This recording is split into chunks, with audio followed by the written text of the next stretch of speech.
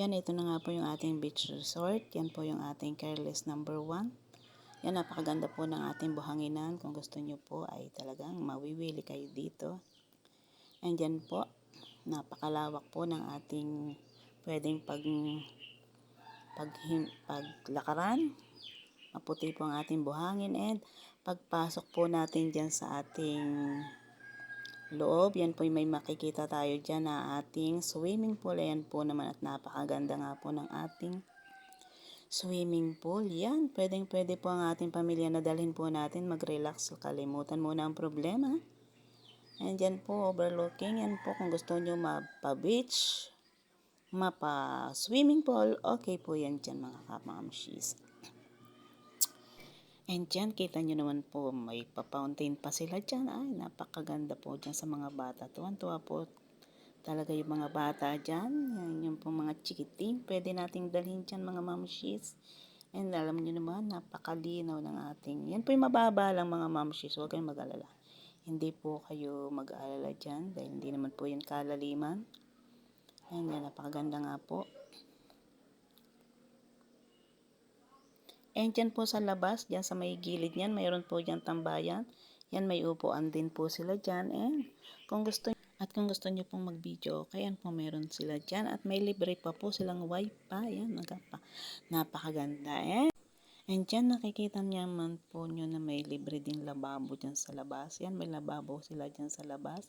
May banyo.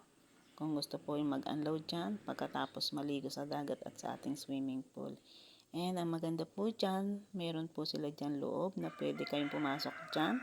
Yan, may lababo din po dyan sa kanilang loob. And yan, may pa-ref din sila dyan. And may mahaba po sila dyan lamisa dyan kung saan pwede kayong kumain dyan, buong pamilya. And yan po, may tambayan din po dyan sa loob. Mayroon po dyan sofa na pwede kayong umupo muna habang nagre-relax. And ayan mga mamshis, maganda dyan. May pa-TV pa sila kasi nga may wifi sila dyan. Pwede kayong manood ng libre habang kayo nagpapahinga. And alam nyo po bang may 2 kwarto dyan sa baba. Ayan po yung isa. Kaalis lang po ng bisita kaya medyo hindi pa naayos nila. Yan.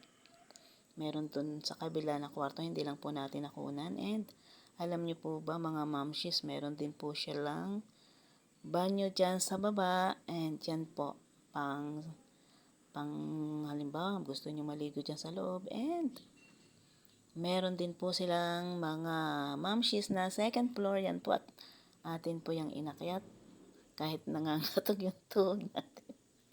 Yan, maganda naman po, hindi naman po siya masyadong mataas, ilang step lang po yan.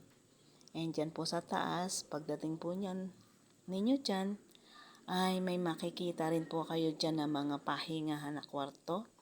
Yan po yung isa, malaki po yan. Yan. Pwede po dyan ng ilang tao. Yan, kita nyo naman po, maluang sila. And dito sa kabila, mga mamshis, yan po. Meron din sila dyang higaan. Yan, napakaganda, napakalinis.